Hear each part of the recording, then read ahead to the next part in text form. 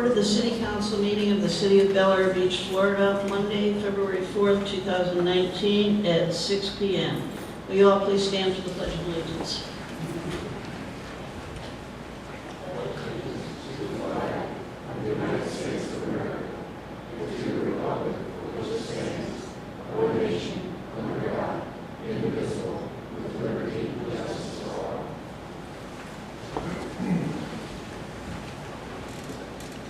Kathy, will you call the roll, please? Councilmember Mark Bean. Here.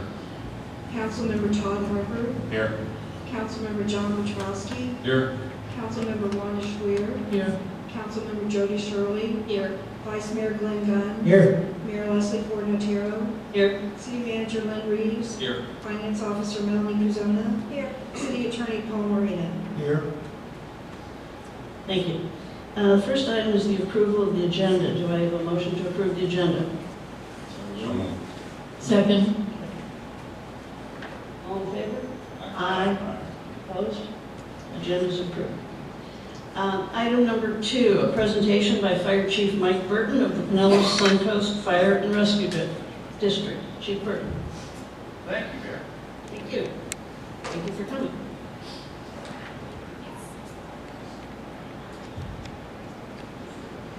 We have a March 12th, we have a very, mic on? Is a little green light on? It is a very important referendum for our fire district and for all of our communities that we cover. And I just want to spend a few minutes of your time tonight making sure the public knows about the referendum, what got us to that point, and what's in store for us. Hopefully, successful outcome. Some historical elements that you have to understand about the fire district on why we find ourselves in this position. The original charter was written in 1953. It had a significant update in 2000. But at that time, the elected commission retained a provision in the charter that any increase in revenue in any form, be it ad valorem or non-ad valorem assessment, has to go to the voters every time. And that's quite restrictive. I'm sure their intentions were quite honorable at the time. We've gone back to the voters over the years a number of times. Some passed, some didn't. The last one that passed was in 2008. So that's the last increase we had in revenue from our fire assessment. 2008. The last one was enacted, and I'll speak with you about the referendum from 2016. That referendum was never enacted, and we never saw any of those funds from it. The 2016 referendum, it was approved by a majority of the voters on the ballot question, and it asked for the first time, ad valorem tax starting at 0.5 mils. There was an allegation raised at the conclusion of it, actually prior to it. I wasn't here at the time. I accepted this position about 3 months after this went sideways. There was an allegation that the ballot language was misleading. The lawsuit was filed, and there was a judicial order that struck down the language and said it was not clear enough, and the election results were overturned. So while a lot of our community, good faith, voted to approve it, we need to make it very clear that those funds were never received and it was overturned. So some of our current challenges that we face right now, we don't have any plan to fund new fire apparatus in our fleet.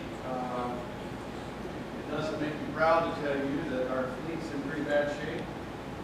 Our newest fire apparatus is about 9 years old, and the other two in service today, one is 16 and one's about 18 years old. And fire service years, that's way too long of life. 2 weekends ago, we operate 4 major apparatus. 3 of the 4 were broken down over the weekend, to the point that we borrowed fire equipment from other fire departments to get us a repair as well. Two of our fire stations that we have are in need of replacement. They're 45 and 54 years old. Both of them must be evacuated in their entirety with the storm threat. We've got a number of problems with buildings. One significant one is it's not a public building. We can't conduct a public meeting in any of our buildings because they don't meet ADA requirements. So your community has been gracious enough to host some of our meetings for us. And our employees have had one general wage increase since 2010. This year, we had a decrease in our EMS funding from Pinellas County.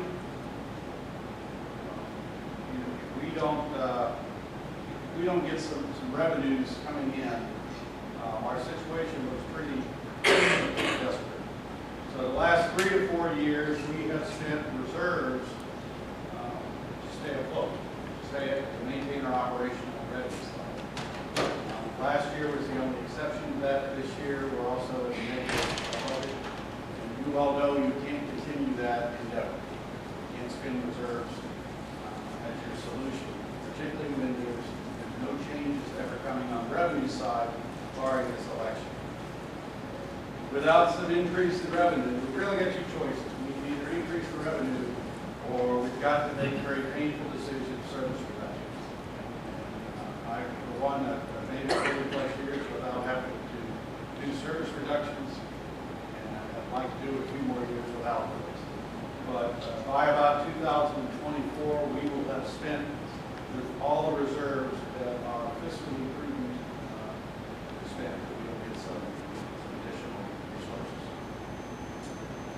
After the 2016 election and the lawsuit, we put together a stakeholder task force, community-based. Your city manager served on it with us. We have residents from all of our cities, business owners, elected officials from the mainland. We held 11 public meetings, and we explored a lot. We looked at the EMS funding and how that system works. We looked at all of our referendum history, our charter.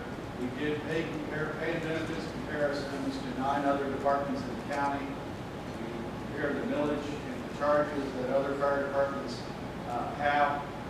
We evaluated the pros and cons of ad valorem taxes and the pros and cons of flat fee assessments in ad valorem.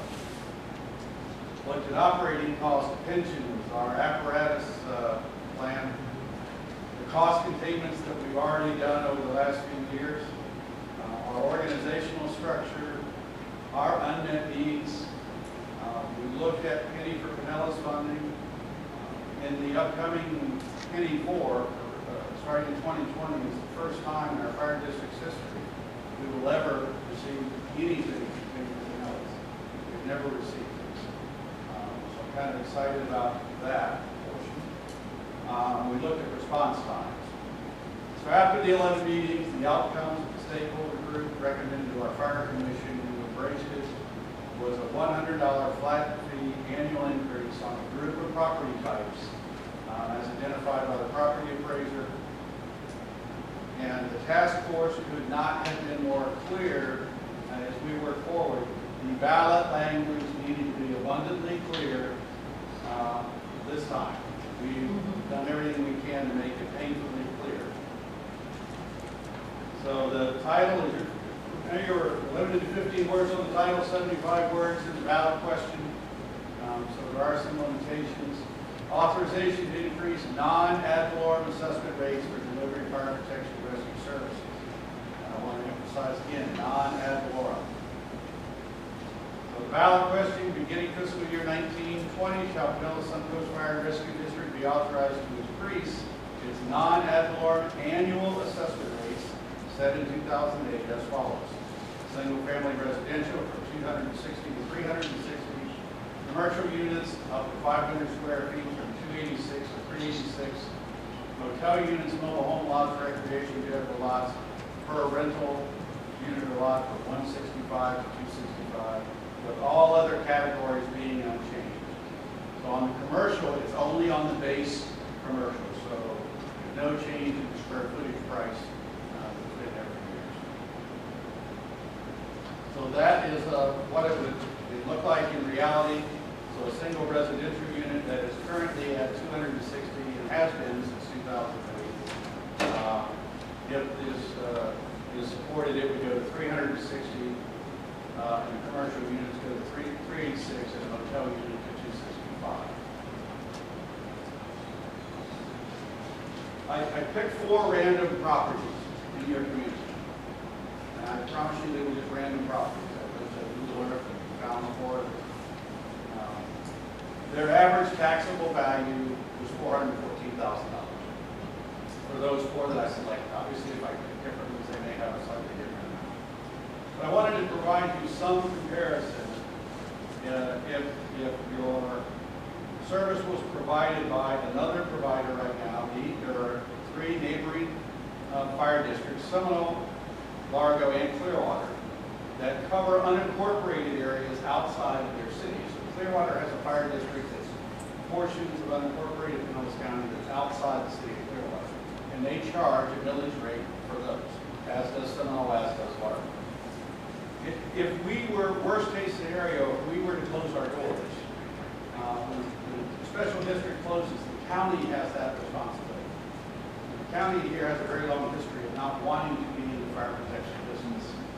They've had that opportunity over the years and declined. So they would, it's reasonable to presume they would contract with an existing provider. This gives you a sample of what those other providers charge their residents. I can't tell you what would happen. I don't know, that's a decision for the county. But that at least gives you some comparison to the millage rates that Largo, Seminole, and Clearwater pay.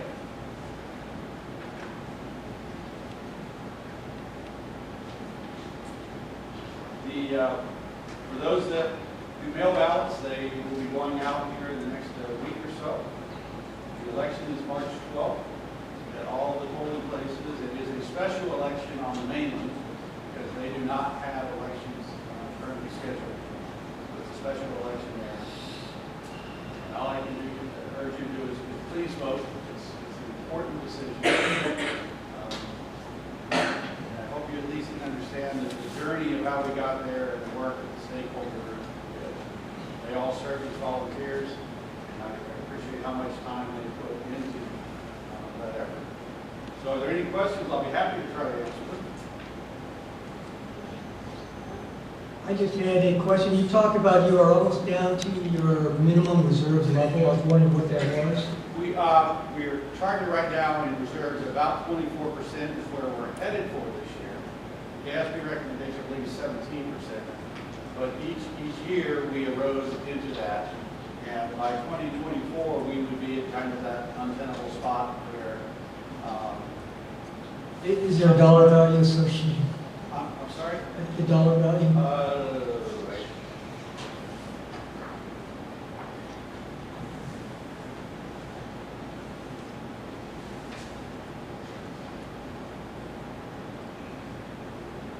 $1.7. Thank you. Any other questions for Chief Chief? Quick question. So you talked in your presentation, you mentioned, I think the word you used was unmet needs. Can you give an example of that? Well, our fire stations, our fire apparatus don't meet any of the current standards, let alone what they need to be for hurricane rating. Our building on the mainland, it was a metal building. It looks like a metal building that was put up 45 years ago. It was anticipated for a very short lifespan, and it's still there. So two of the 3 stations need replaced. We can't get any funding right now for capital improvement, capital items beyond the needs of funding. We have an apparatus replacement plan, but the plan without the funding to go with it is not very fruitful. I think around 2016, when the original referendum was being put on the ballot, there was some disagreement with Pinellas County. Didn't they owe our fire district like $5 million of EMS fees? What happened there? There was a settlement agreement between Pinellas County and the fire district that neither party acknowledged, but they did reach a settlement agreement, and that is where the penny for Pinellas money comes in. It's part of that settlement agreement.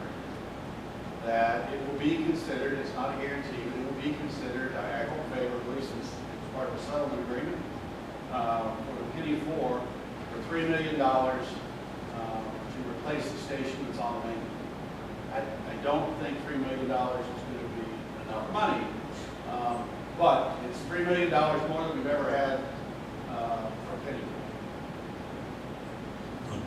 Chief, I have a question.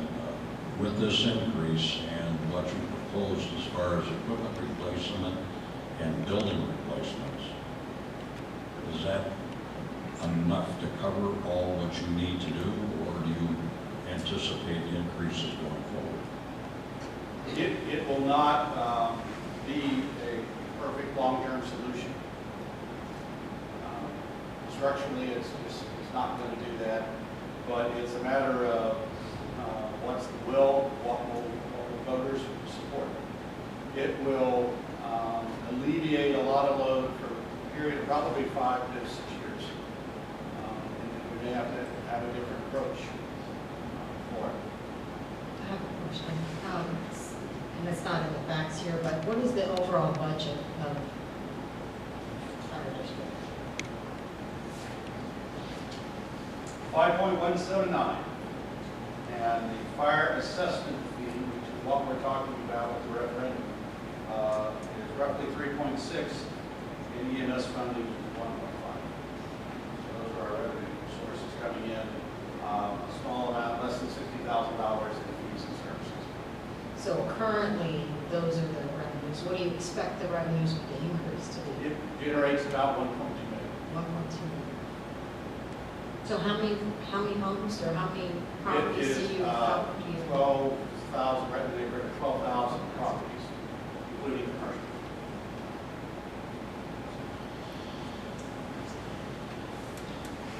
Chief, one last question. As we talk about standards and unmet needs of the community, how does the state's regulations and requirements of what are the minimum standards that a fire department needs in order to operate, and at what points does that line get crossed? We're not struggling to meet the standards. Again, we're spending reserves to try to meet that. One of the options that would have to be considered if we're unsuccessful in this is downgrading the level of service, meaning that at certain times in each of our stations, it may be an EMS unit only with no fire capabilities. Right now, we don't have that. We've got dual service. We can respond to either call 24/7. But as the revenue gets tighter and our expenses aren't going down, no one's are, those are some of the difficult decisions that will have to come. And eventually, could it be a station closure? It could be. I certainly don't want any part of that. You had mentioned earlier that 2 of the stations require evacuation during an emergency. Does that mean the service is no longer available in our area, or is it coming from the unincorporated areas like Seminole and I Largo? can tell you that for Hurricane Irma, all of our resources, because we do not have an emergency operating center, we don't have a building that will sustain a storm. So we pack up everything in U-Haul trucks and move it off-site. And for Irma, went to Indian Rocks Christian Church. And they were very gracious hosts, and we operated out of there for a couple days. When bridges are controlled, there are no resources out here during that time. We're on the other side of the bridge. Thank you. Chief, one last question. With the building in Indian Rocks Beach, is there any talk of moving that main building onto the mainland and eliminating the one down on the beach, or just make it an auxiliary building? We've looked at station locations. Actually, I'm working with Pinellas County now with some of their data analysts on if we had the resources, where would be the 3 best locations to service all of our district.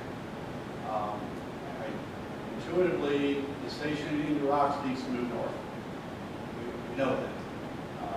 How to pull it off, I don't know. How to secure land for it. But one of the challenges in being on one side or the other of the drawbridge, we're one drawbridge away from having a problem. Distance-wise, we can maybe do that. But Minnie Rocks Bridge is still an operating drawbridge, and I'd like to have resources on both sides. Thank you. Obviously, you're in the marketing mode tonight. There's quite a few candidates in this room tonight who are out pounding the pavement, and they could be disciples for getting the word out there. So you might ask who those people to identify themselves tonight and get the word out, because it kind of aligns with our strategic initiatives. Thank you. You bet. Any other questions regarding the referendum? Great. Okay. Excuse me, we have one question from the audience. I'm sorry, Stan. Sure. Come on up to the podium so we can hear you. Thank you. Well, Stan Stover, 117 Fifth Street. You mentioned the average house that you look at, 416,000. And you mentioned Seminole, you mentioned Clearwater, you mentioned Largo have their fees. I didn't hear a number how that compared to what we pay. Okay. I can show you. Thank you. That's a good question. The taxable value of $414,000, if that were in the Largo Fire District, the millage would be $1,475. In the Seminole Fire District, $811. In the Clearwater Fire District, $1,329. And in the proposed change for Pinellas Suncoast, $360. I see a hand. I handed up, but that was my question because I couldn't read Okay. Thank you for what it asking. was. So you're saying that, Hey, come on up to the podium so you oh, can talk okay, and I introduce don't yourself. think the microphone's now.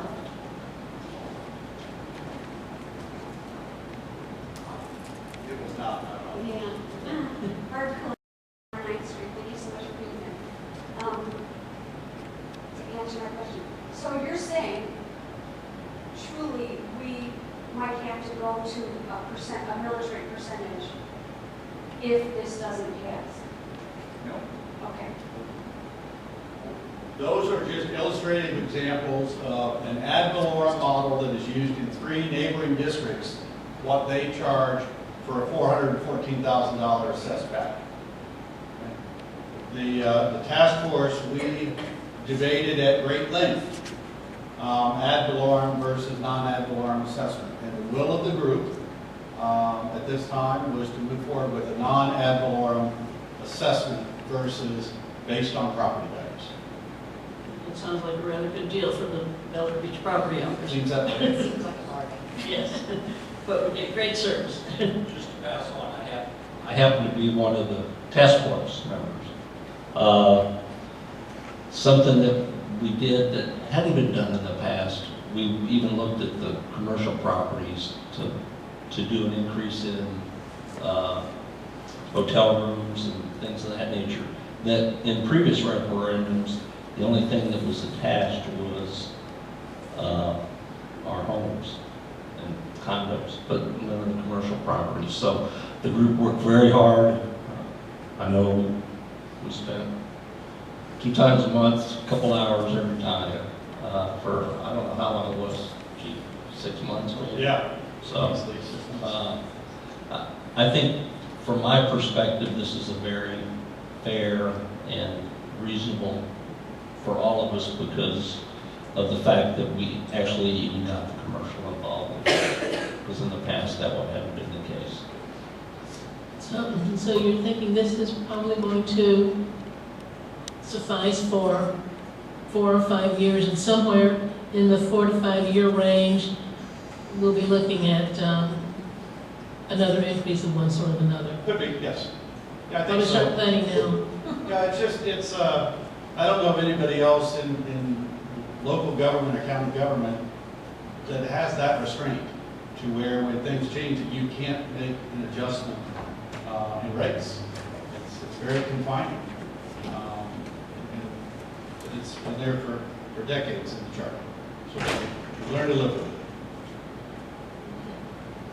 Thank you very much for that information. I may have closed out the PowerPoint for a second.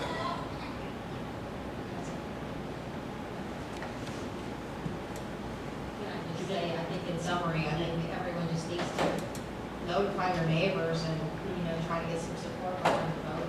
Okay. And as a public employee, I can't advocate, but I'm certainly happy to help educate anybody in any groups that would like that. Very informative. Second.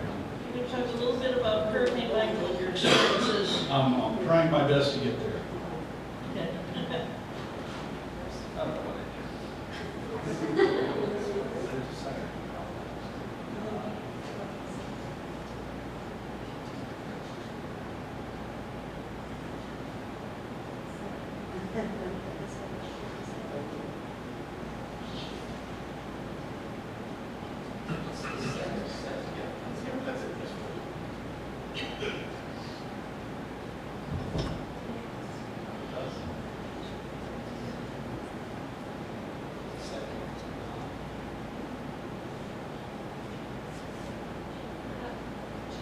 That is what I was wondering. We need our grandchildren here to do this. We do.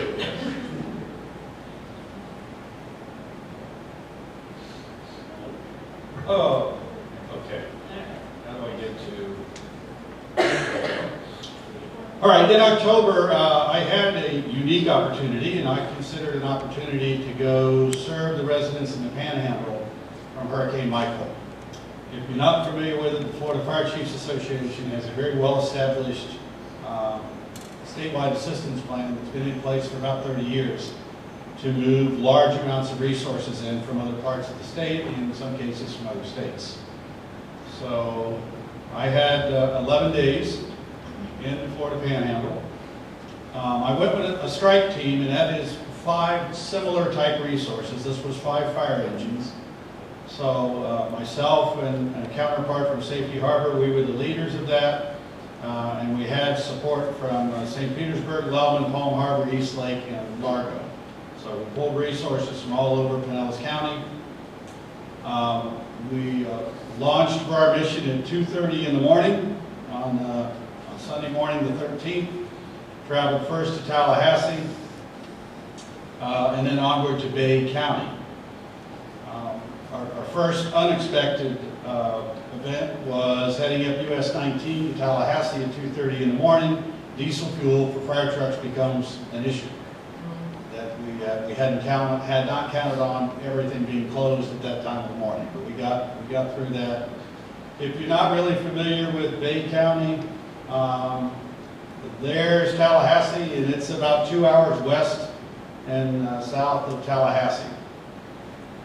These are our typical findings that we saw from modern buildings with most of the curtain walls, the glass gone, lots of commercial damage, large space buildings like movie theaters, many of those were on the ground, large unsupported spaces.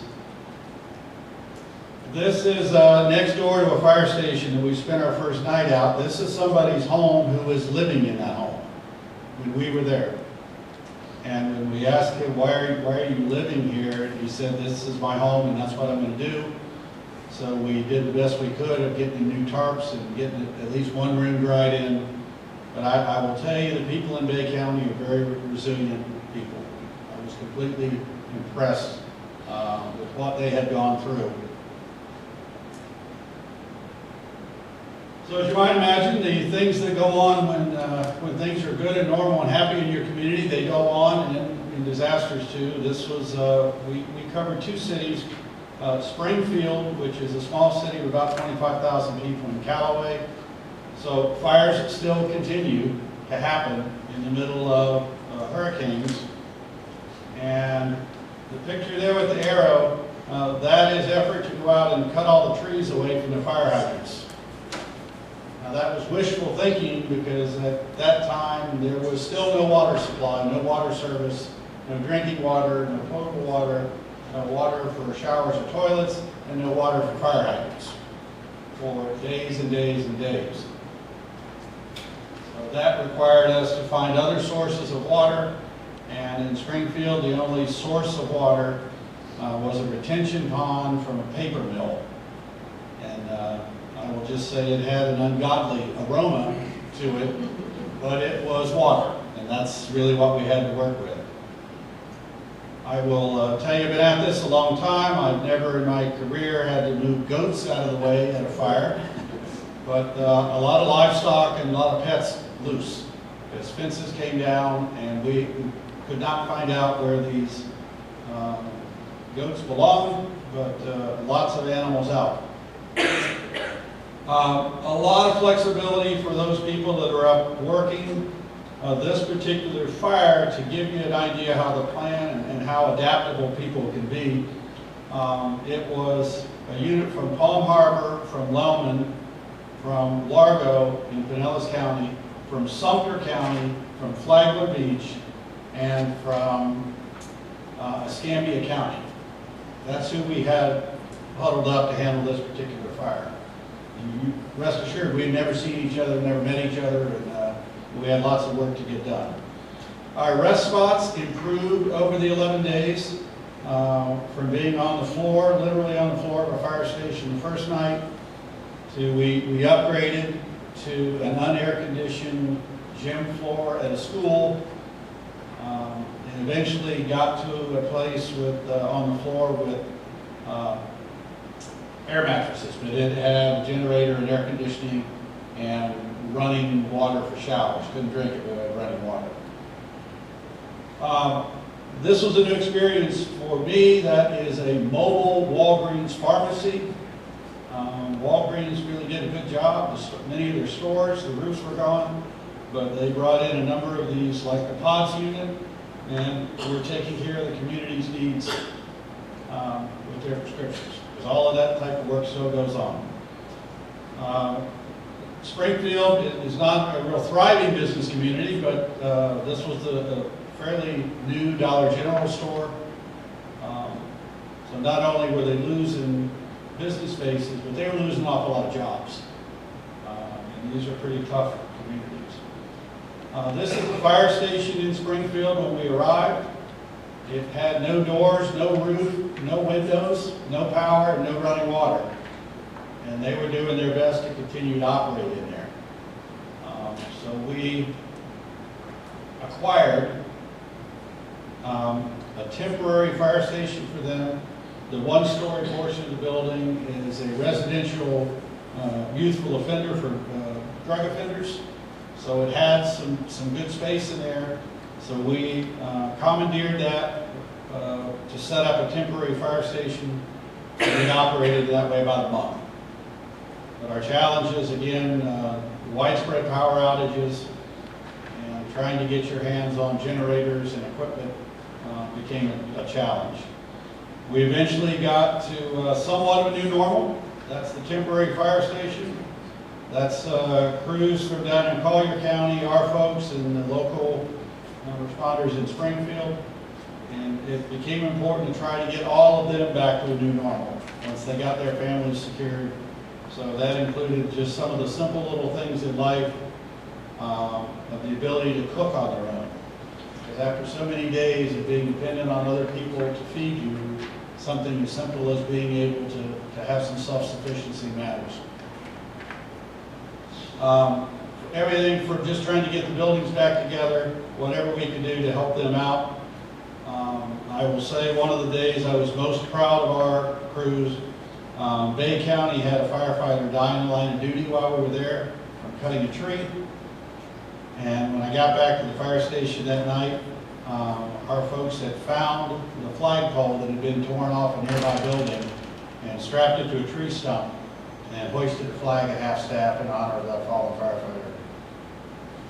You meet lots of people along the way. That's me and a sheriff's deputy from Manatee County in a fire. Crews working together with church groups, with citizen groups that would just jump in and try to help. There were some community views regarding Verizon that were somewhat unkind to Verizon. And it's noteworthy, that's a restroom door too. Even the final insult on that. This was the neighborhood we worked in. There were a lot of "you loot, we shoot" signs, but this is the only one that had a count. I don't know that they've done it, but it certainly gets your attention when you think, wow, they're keeping score. So at the end of the 11 days, we huddle back up near Tallahassee. The plan requires that all of our trucks have a thorough mechanical check before we get back on the road, and that's what that picture is. And we headed home tired but very satisfied with the work that we had done. The challenges that we faced, and I'm sure the deputies saw a lot of this too from their experience, mission creep. We went with one particular set of instructions on what we were going to be doing, and by the time we arrived, that had changed to something completely different, and that's okay. That's what happens in disasters. We had a very urgent deployment time frame. That's why it went out at 2:30 in the morning. The lack of cell service is an enormous problem. We just take for granted that we're going to have some kind of coverage, and even something as simple as those that wanted to borrow someone's phone, if they couldn't get to the phone numbers. And most of us don't know phone numbers very well anymore. We depend on all of that. A lot of competing interests for scarce resources. I mean, there's only so many generators, so many portable showers. Keep in mind, this was not that long after the Carolinas, so a lot of resources were still there. And the statewide radio system was completely overwhelmed, so we were not able to use radios to communicate with. Virtually no traffic lights or road signs, no water distribution. When you take all of the traffic lights out, traffic becomes horrendous. And it's so bad that it's unrealistic to think you can put law enforcement at every intersection to control the traffic. There's just too much to be done. Mobile mapping, again, another thing that we kind of take for granted. When you don't have cell service and you think, I'll just use Google Maps, no, you really won't when you don't have cell service. And printed maps have become very difficult to get your hands on. So if nothing else, before you head off somewhere, get yourself some paper maps. Some lessons that weren't new, but they were reinforced. People in the community get very desperate after a while with no water, no food, no electric, and no cell service. Cash is still king when service is down. And on day 8 and 9, even when power was being restored to a lot of retail spaces and restaurants, they were still unable to do credit card transactions because the data lines were down. They had power back. So again, those that had cash on them had a much easier experience. So I would urge all of you with a storm threat to get some cash on hand. Paper maps. We see it with every disaster that it's very hard to be a rescuer and victim at the same time, but yet many people are doing that. Many that are in public safety, many that are in healthcare, police and fire. When your family's impacted, you can't really provide good care for anyone else. Curfews, well-meaning, they had a lot of unintended consequences.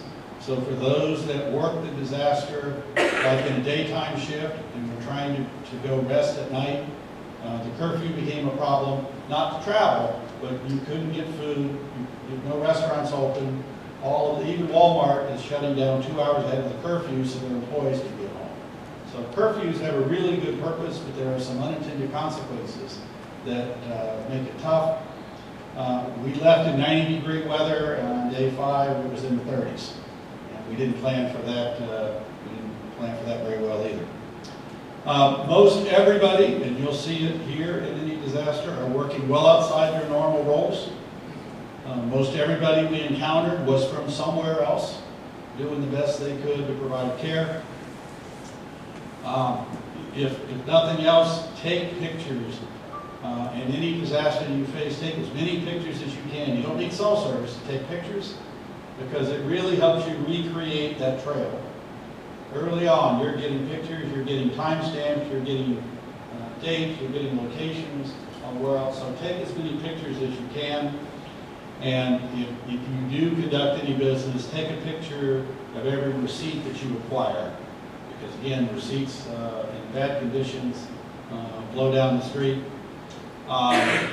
It's always well intended, but for those of you that have not worked a presidential visit, it drains a tremendous amount of resources off the mission to try to accommodate it. It's still the right thing to do.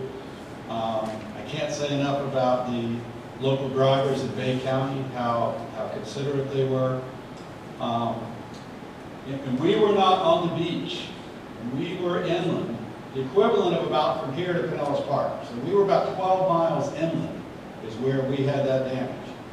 So for those local community members that say, I don't really live on the water, I don't have much of a concern, I think that was a very clear reminder.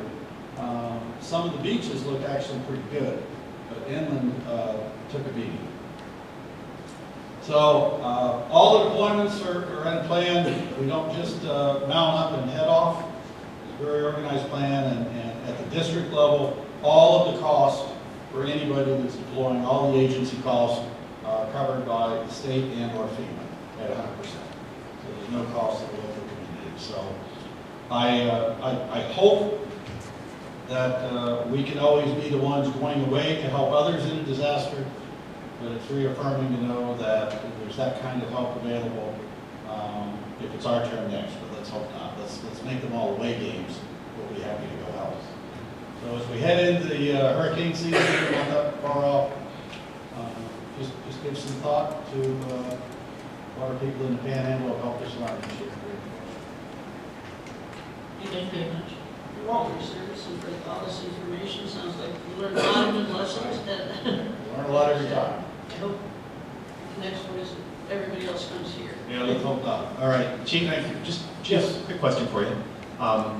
Great presentation and very valuable, but one of the things I come out of this with is preparation is really critical to this messaging here. And is there a mechanism or methodology that the district could utilize for resident preparation, for checklists, for workshops, anything that you take these valuable lessons and apply it for? How much water should you have on site? How much cash should you manage? That type of thing. We do that, and ready.gov is a FEMA site that has an absolute treasure trove of information on it. But we can lean forward more than we probably have been and get out and get those messages.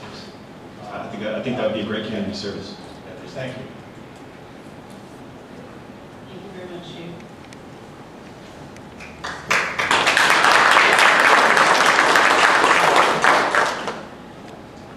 Item 3 on the agenda is a presentation by the Pinellas County Sheriff's Office, Sergeant Stephen Gotcha. Did I get that right? Close. Okay. You tried to say it, that's all.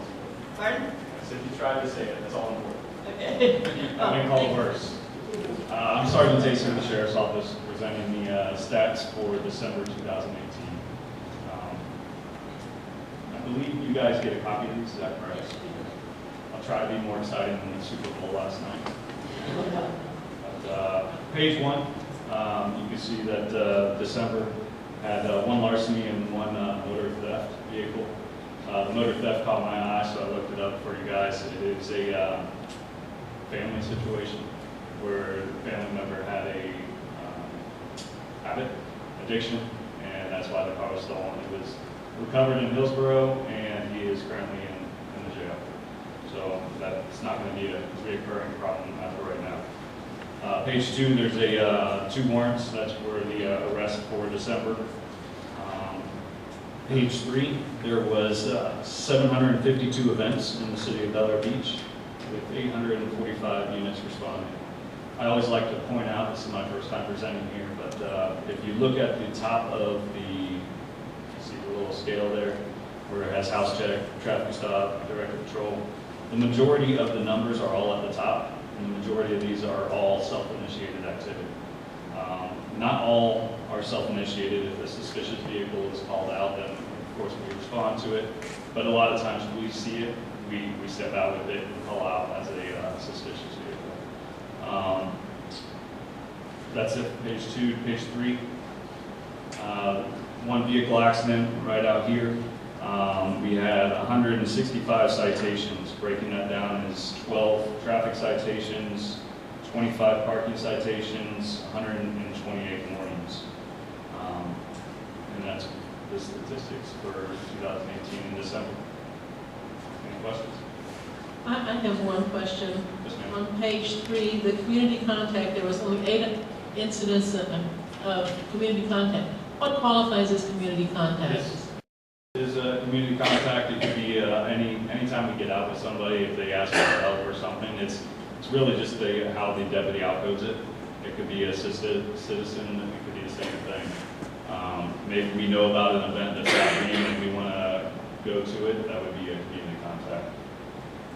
Okay, thank you. Sergeant, one question. On Gulf Boulevard, I live off of 22nd Street. And many times, either in the morning or late afternoon, when traffic is at its heaviest, you have a rough time pulling out into traffic. Would it be wise to maybe lower that speed limit so those cars aren't coming? That would be a traffic engineer question. I would love to answer that. I would probably lower them all around, but that's me. I'm a little one-sided. Speed obviously in itself creates problems, so I can't answer your question. That would be a lot of engineers put together to decide what the speed limits are. All right, I just wondered what your opinion is. Thanks. Any other questions? All right. So what's the difference between larceny and burglary? Larceny is going to be theft. And I did not look that case up. I can look that up. No, I'm just wondering because the year-to-date shows an increase over last year. From last year, year-to-date was 15, and we're up to 18 now. So I'm just wondering, is this like a developing trend here? Or? I've worked out here for the past year. I haven't really seen any developing trends. I've worked the nights, of course, so I don't know during the day shift. So to answer your question, I don't see any trends happening that we have to worry about. Correct me if I'm wrong, but I believe burglary means breaking into a building. Is that Committing a correct, crime Paul? there and going into a structure and committing a crime there. And Yeah, yes, whereas larceny doesn't get just into a the simple building. theft. Deputy, at the entrance to a lot of the streets in this community is a neighborhood watch sign. Right. How does the neighborhood watch program actually work with or interact with the sheriff's department? You know, there's I'm going to forget the name of their division right now. But we have a division that will actually come out and speak to the communities and prevention and hurricane. They will come out and do that. And I can't think of that division. I apologize. I can get you a number if you. That'd be great. Yeah, I think as we talk about community involvement and getting everybody engaged, I would love to see how the neighborhood watch is really put into motion and made effective for the community. I know there's some neighborhoods that like connect with Ring, the camera systems. There's some that have the Nextdoor app that connect that way, and if there is a pattern that comes out, they're really good about notifying neighbors and things like that. So I don't have all that data, but they're really good at it. Great, thank you. Thank you, Sergeant. Appreciate it. Item number 4 on the agenda, citizens' comments. Each speaker will be recognized once and will be limited to a 3-minute presentation on any subject that is not on the agenda. See one? Name and address.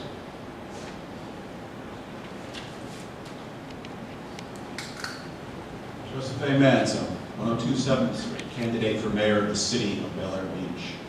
Allow me to supplement what the sheriff has just given us for information about some larceny. I've had 3 campaign signs disappear within the course of 2 weeks. This is unacceptable. I don't know where this is coming from. I don't know if it's coming from the town, if it's coming from passers-by who have a relative named Manzo, but it's going to stop. Mr. Reeves, did you confiscate any of my signs today, particularly on Cedar Street? Yes, I took it. Or I didn't take it, but one of the signs, which I was going to tell you about anyway, but one of the signs was taken because it was in the city right-of-way, which it cannot be in the city right-of-way. That was on private property, according to the owner. No, it wasn't. Okay. I was told by Ms. Gentry the other day that no signs would be confiscated without me being told. Well, I've been on vacation for 2 weeks, and I haven't had that conversation with them. Do you intend to return that sign to me? Oh, yeah, we will return. Okay, thank you. If there are any more violations, because they're doing undergrounding on Gulf Boulevard, they're moving signs. I saw one, I placed it myself, it was moved within 1 inch of the sidewalk. I know that's not the rule, I know it's 2 feet.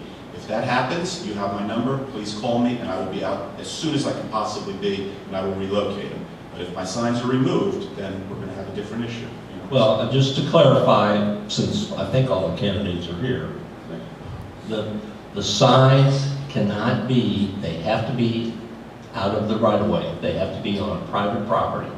Now, I understand that there's some section in the code that talks about 7.5 feet from the street. That has nothing to do with that unless the private property is 7.5 feet from the street. Then you can get it that close. But in most cases, if you look at, and I'm going to use Bellevue Estates Island, we know where the right-of-way is throughout the whole neighborhood because there's stakes almost in every yard. If there's a sign in front of those stakes, that's in the right-of-way. It's very clear in the code. So that can give you an example. On my street, myself, it's about 12 or 13 feet from the road that the private property starts. Just to give you an example. And if we're going to enforce these laws, okay, we need to be consistent. Because I'm walking every single street of this city. Understand that. And I'm seeing And I'm real not- estate, excuse me, I'm- I'm seeing real estate signs, I'm seeing open house signs, I'm seeing for sale signs, I'm seeing all kinds of signs, some of which are placed directly against the road. And one of the problems I'm hearing from the residents, and it's not one or two, it's a lot, is about consistency in code enforcement. And if we're going to do this, okay, let's do it right. The other thing is, I can place a sign perfectly, and so can the other candidates, but someone can come and move that sign, and we've seen it happen already. So I placed every one where I'm 7.5 feet from the sidewalk without surveys. I don't have a survey for every property, so I do the best I can. But if anyone's going to remove it, if it needs to go back, you know how to get me. We have had signs stolen. I think it's terrible, okay? Again, I'm going to assume that somebody has a Rocco Manzo in their family, and they think it's cute that it says Manzo from there. But you know what? If it's anything else, I don't want to think that. I really don't want to think that there's anything else going on. Okay? I'll come back for my sign tomorrow. Not a problem. Any other citizens? Yes, sir.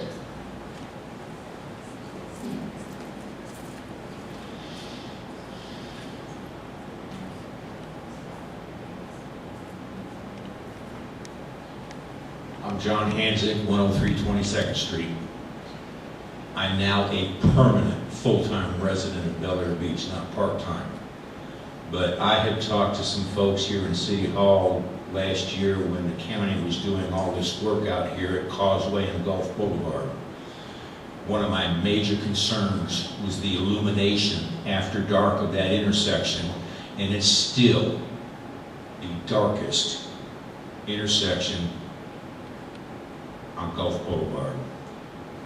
The closest light north, I believe, is just above 12th Street. The closest street light south is 2 houses south. That is a dark hole, a black hole. My concern is, even when pedestrians have the right of way with the pedestrian signals, not always the case. You are literally doing a 360 or a 180 even as you execute your turns. I would like to see the city revisit this with the county, since Causeway and Gulf Boulevard are county maintained roads. But that is a dangerous situation. We will look into it, sir. Thank you. So another hand back there. Yes, ma'am.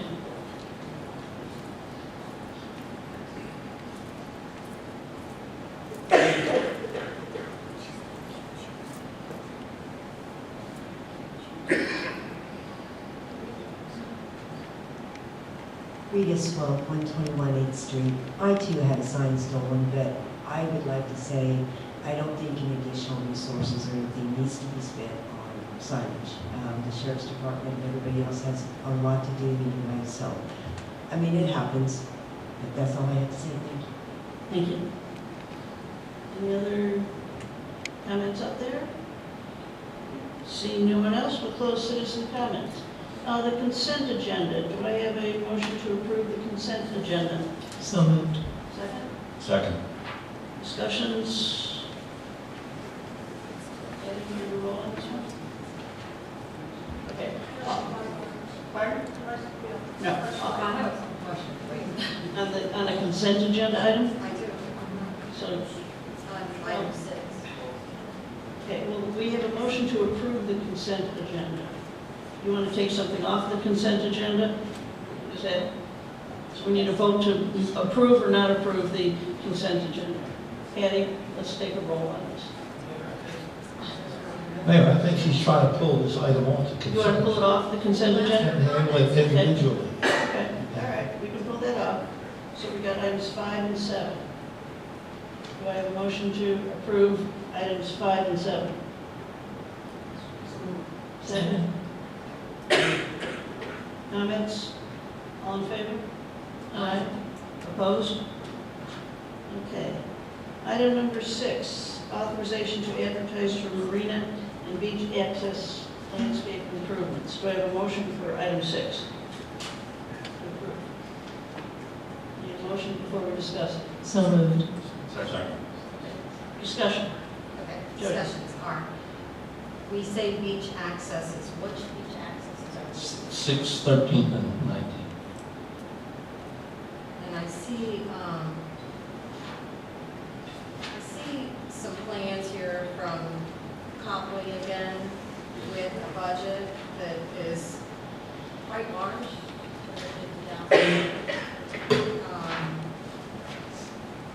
Do we have it broke down by what, I know this is the marina and those 3, I assume those 3 accesses, is that correct? Yes, that's correct.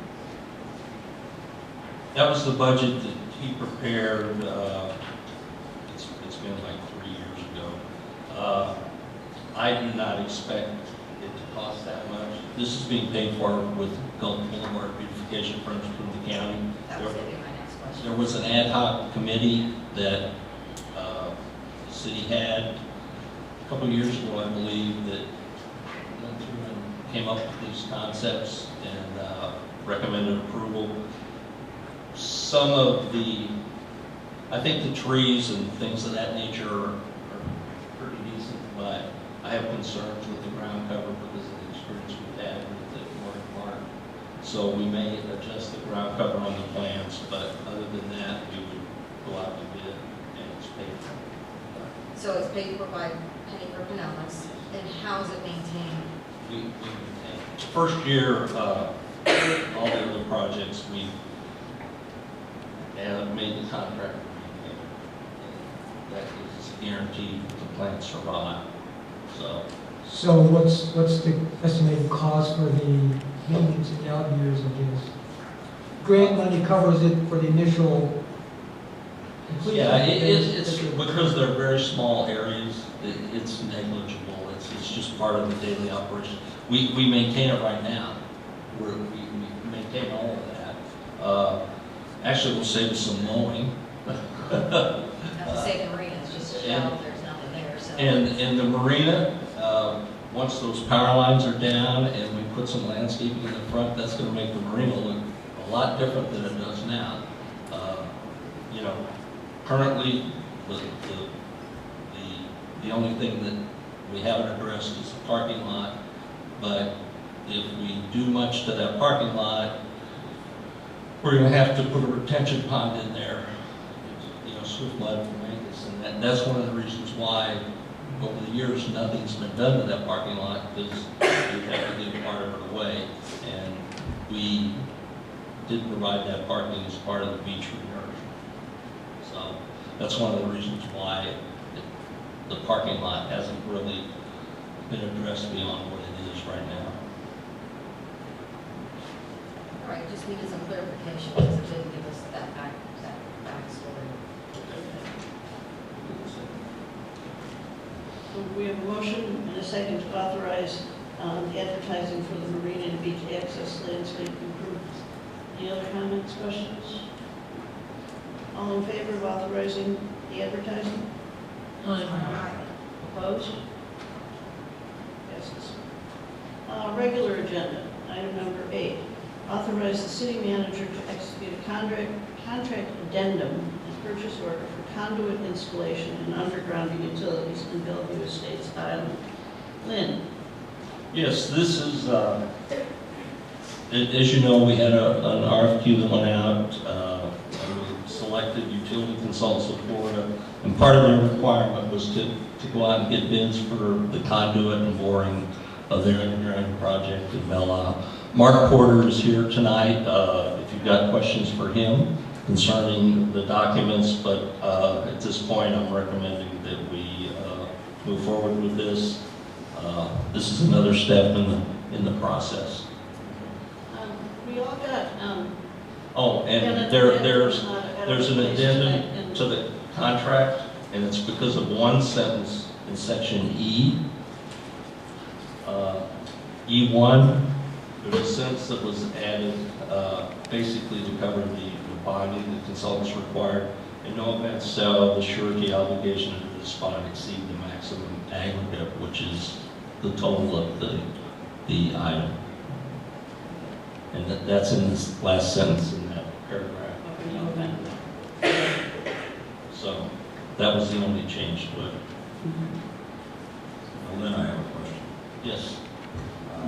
Way back when we did a residents' concern list, and some of that had to do with the horizontal boring and the care taken with everybody's property, that they would do their utmost to protect driveways and any landscaping. I know there are some landscaping materials or bushes or trees that are that shouldn't be in the right of way, but they are. But I just wonder if we're going to go through and notify. Once we will notify every resident of any modification that we have to do, and as part of the project, it will be taken care of. We're not going to go tearing up bushes just for the sake of tearing up bushes. What about when the machinery goes on a driveway or whatever they're going to use? Well, I'm hoping that machinery doesn't go on that driveway, and I'm hoping I have the same experience I had on First Street, where I had a contingency in the project of like $6,000 or $7,000, and guess what? Contractor didn't touch anybody's driveway, so that money's coming back to us. So that's a good thing. Okay, thank you. And if you have any questions for Mark, I'm sure he'll be glad to answer. Are you going to update the status during your closing remarks? Yeah. Okay. Any other questions, comments from council? We have a motion to authorize and execute this contract addendum. So moved. Second. All in favor? Aye. Opposed? It's authorized. Review of the city clerk evaluation. Mayor, I don't mean to interrupt. Are we doing item 7 on the agenda? That was part of the consent agenda. We took 6 off, Okay. and we passed 5 and 7. Got it. Thank you. I think. Review of the city clerk evaluation. At last council meeting, all council members were given evaluation forms for the city manager and for the city clerk, which finally gotten them back. They were generally very favorable. These evaluations let you say things, meets expectations, exceeds expectations, needs improvement, or unsatisfactory. For the city clerk, 99% of her, I was going to say, almost all of her evaluations were exceeds, meets or exceeds. Most of them were meets, or exceeds, excuse me. They were, as I said, they were all positive. One that said she needs to learn to say no when appropriate. This is too easy sometimes. But other than that, everything was pretty positive. So it was they were very good. What did you get? Let's hand these out.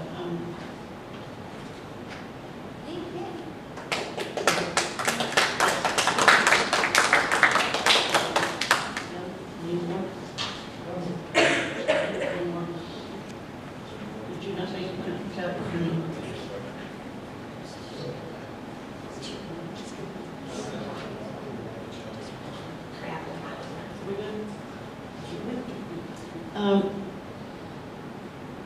There were a couple council members that did not answer questions, but for a general, like, out of a possible 44 points, she got 1, 2, 3, 4 council members, she got 44 points.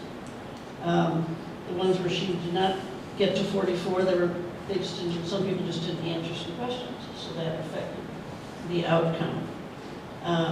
So, as I said, they were very positive. We're very lucky to have Patty as our clerk. She does a great job. She keeps us out of trouble.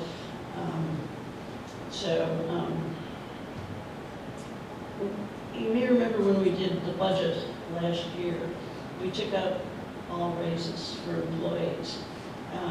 We, based upon these evaluations, we may want to consider a merit raise or a bonus for the city clerk and for the city manager. So I would open that up to discussion. Mayor, I do remember at that discussion also, we had talked about doing a market study for the jobs, so we know what the market value should be in each of the jobs. Like for corresponding communities or similar. However they're doing market studies, it might be beyond corresponding communities, but there should be some comparables. Comparable in size, community size. Yeah, that's what I mean. It's not compared to City of Clearwater's clerk. Right. Maybe we should put the compensation or bonus off to next month's meeting when we can come up with a There are consulting firms that do the market studies. What, I could probably get that information through Suncoast or through Florida League of Might be Cities. able to. What about Mayor, Council, just to clarify that,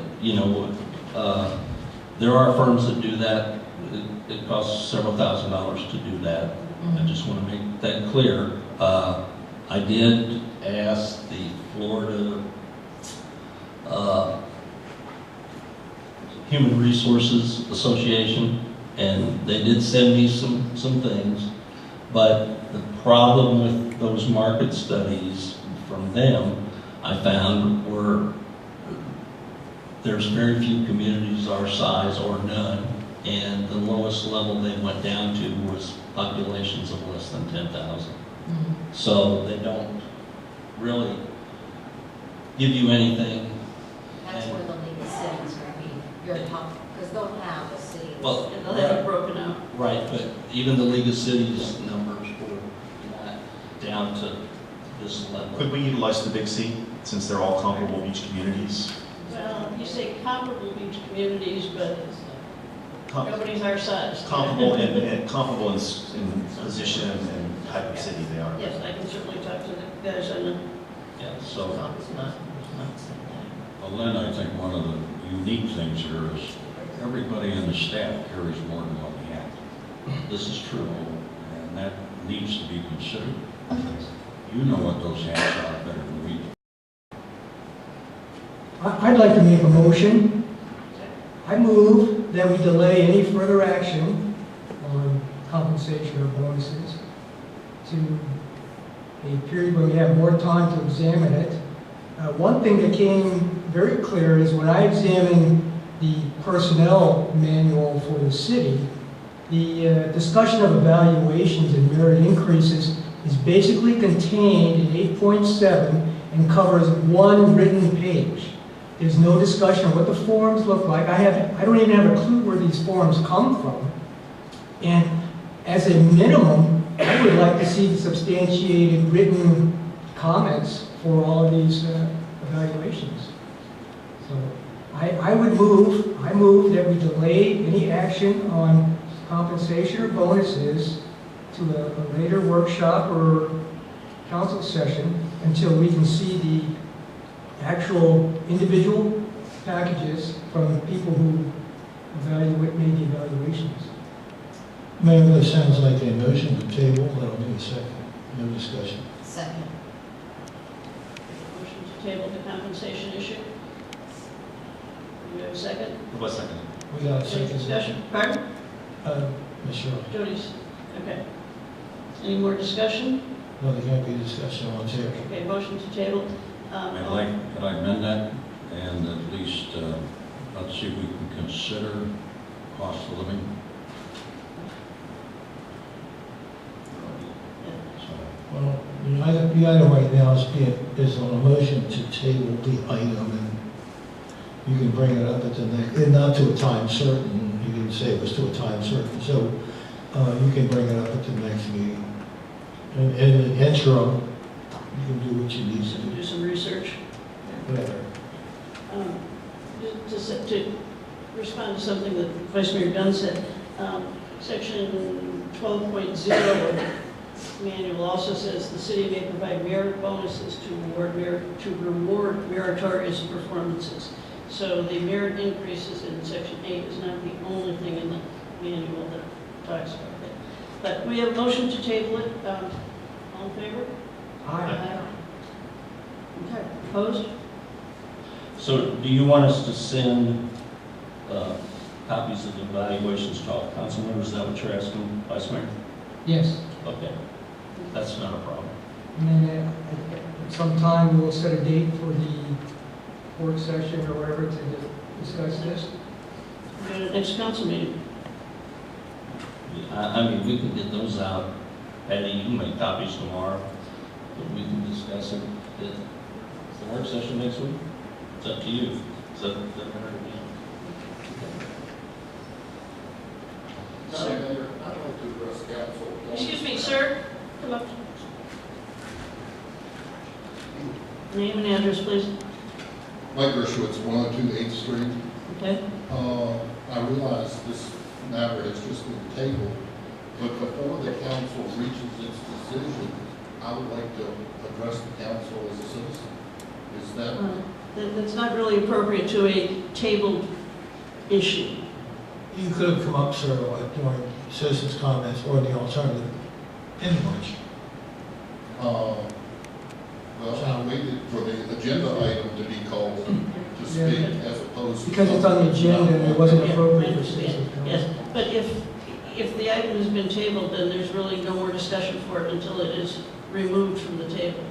Then council will be denied citizen input before the decision is made at the next meeting. We could attend the You work can session. speak up at the next meeting. There's a work session coming up, is there not? Monday, there's a work session, sir. You could attend that and bring your issue there. Or comments, whatever they may be. What does the work session deal with, may I ask? It's primarily strategic planning, but it's going to also cover general business. So I would imagine that this mayor will be added to the general business. We can do that, Next Monday. yes, Monday at 5:30? Yes. Okay, thank you. Thank you, sir. Item number 10 was review of the city manager evaluations. Again, the city manager exceeds expectations from most members. One council member said he needed to do some human resource management training. Thought he had sound judgment, knows what's best for the city. As you can see from the little graph, totally, the people, you got 1, 2, 3, 4, 100% exceeds, and a couple that one was lower because he didn't answer, and then 2 that were somewhat lower. Generally, they were very, very positive. I'm assuming there's going to be a motion to table the compensation issue as far as it applies to the city manager. Before this is tabled, Pardon? Before we put this on. He'd like to speak. It's an agenda item. It hasn't been tabled, Mayor. He wants to speak on the issue. All right. I was under the impression What's that your both name? of these agenda items had been tabled. Is that not the case, that Just to table the item 10 is city still clerk on the one. floor? We have not yet tabled item 10. All right, may I address council? Yes. Thank you. Over the past year, I have had dealings with the city manager. on at least 3 topics. And on each occasion, I have found his response less than competent. The first, a few months ago, I called to his attention that the signage in the parking lots around this building, the tennis courts in the back, all did not reflect that citizens were able to park at no charge. He said he would take care of it. As of tonight, it has not been addressed. I have asked several law enforcement officers on patrol here, and they said, oh yeah, that's what we've been told, that if you've got a Bel Air sticker, it's okay to park there. There's no fees. But citizenry doesn't know that. The signage does not address it. The next item was I had a tool shed in my backyard, which was illegal, it had not been permitted, and it was in the setback.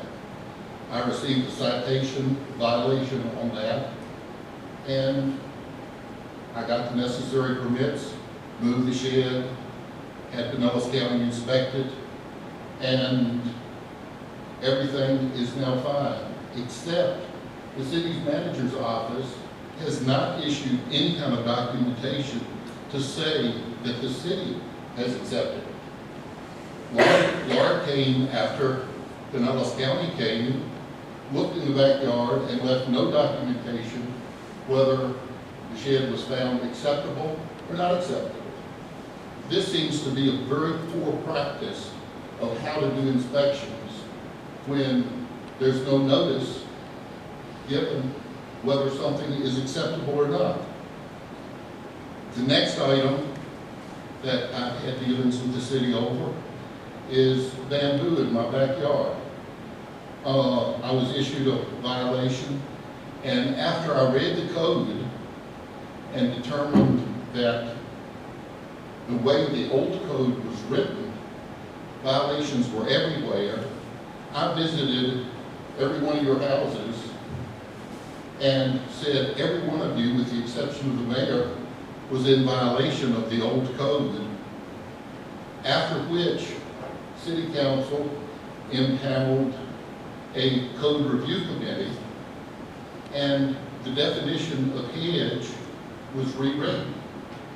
The city sent out the new definition, and that definition is hedge, means 2 or more closely and densely growing bushes or shrubs along a property or boundary line that generally obstructs a person's view through it. Bamboo is neither a bush or a shrub. However, today, Laura stopped me in my front yard and said, Lynn says your bamboo is a hedge. I find it difficult to believe that any reasonable person would think that bamboo is a hedge, a bush, or a shrub. To me, this is not the way to run a city. Its code compliance is very arbitrary, and I'm not going to use those adjectives. Let's just say that it's not being done in a professional manner. Thank you. Before I leave, just in case you're wondering, Mr. Webster says a shrub is a plant with several branching woody stems and no main trunk, smaller than most trees. Can anybody imagine bamboo that doesn't have a main trunk? Thank you. Do we have a motion, Chair? Mayor, could I address his comments? First of all, the code review committee went through extensive discussion. Mr. Gersowitz came to many of those meetings. Mr. Gersowitz and his neighbor have issues with each other. Well, It's not going to be a debate here. just want to explain. right here, the gentleman came back up to the podium without requesting permission, and the city manager is trying to address his initial commentary. Yes. I've got a complaint from Mr. Gershowitz's neighbor. I've got a complaint from Mr. Gershowitz about his neighbor. They have went back and forth many, many times over this hedge, and there's a row of trees along the fence line, and I thought it was very clear in the code enforcement that we said anything that was planted along that your property line was a hedge. And in the previous code, it said up to 6 feet. Well, it didn't have a exact definition. The city attorney his staff came up with the definition of a hedge. We raised the height of the hedge from 6 feet to 8 feet. So all Laura was trying to do was enforce the hedge issue. Typically what's been done, if we go out to a site that has a code violation, and we're going to use the shed as an example, all we do is go back to make sure it's corrected.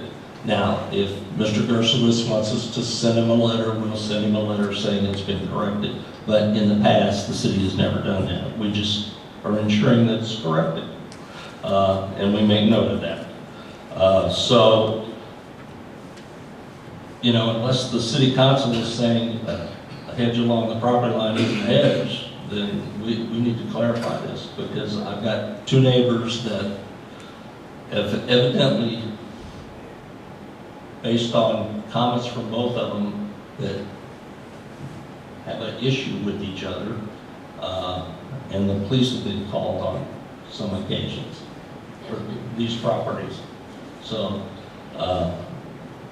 my understanding of the hedge ordinance is it's 8 feet. Is that not what the council approved along the property lines? I believe so.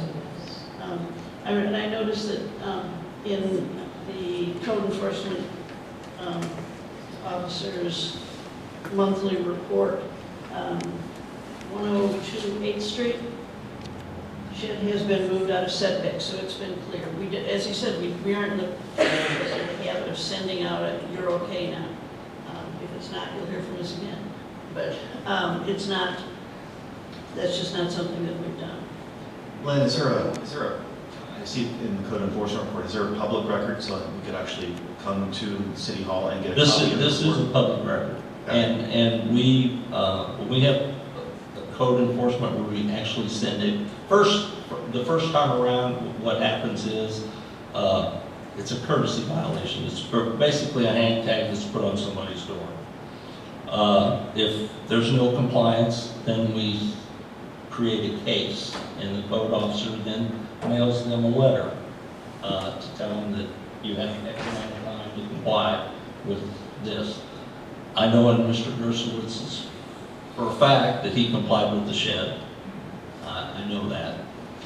And because he brought the permit in and everything else that he was supposed to do. So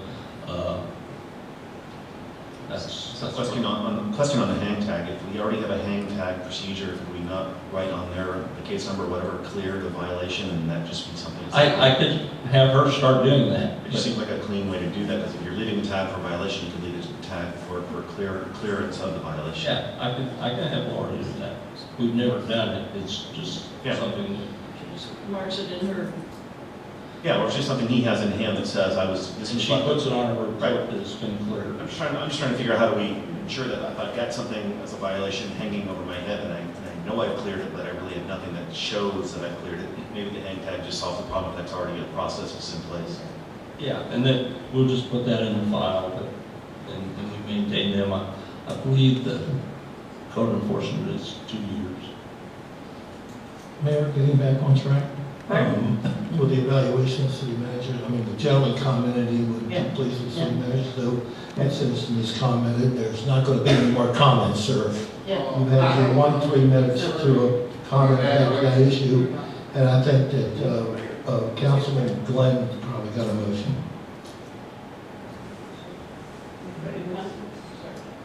Yes, I did 2 months, and we still don't have the new code revisions on the county county website, the city website. That is a function of, it's called Muni Code. It's a company that maintains municipal codes all over the country.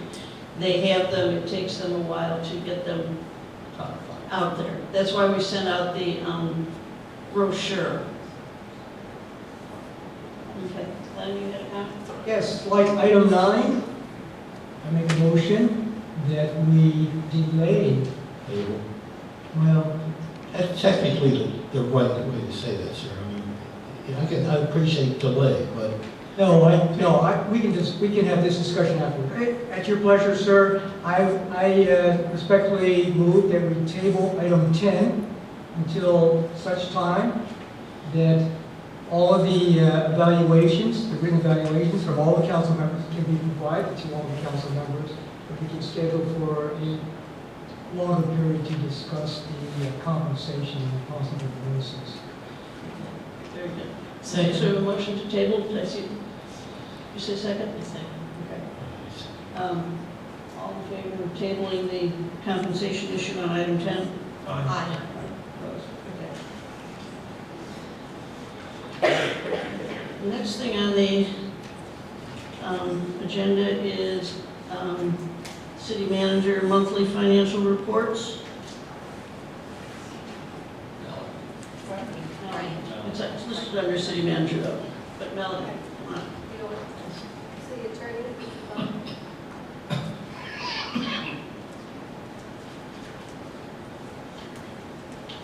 Sir, the issue has been tabled on the compensation. You see, you Not raised about the it. compensation, Madam Mayor. Well, the item on the agenda is the monthly financial report, so I will turn it over to Melanie.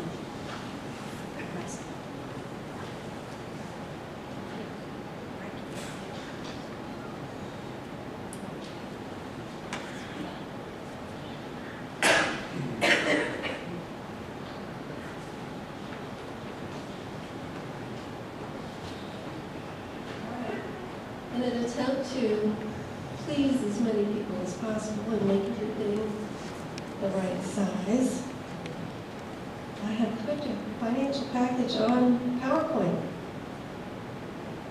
Experiment, we'll see how it goes.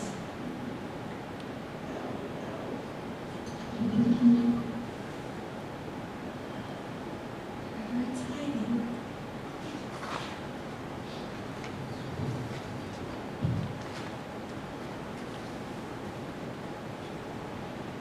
Well, you have the package in front of you, don't you?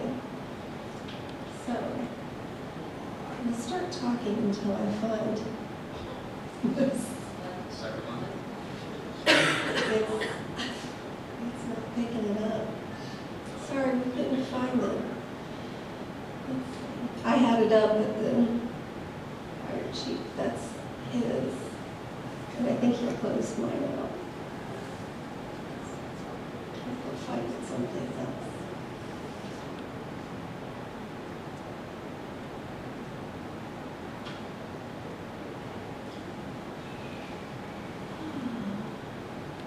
Isn't it fun when we do something new? it was working before the meeting.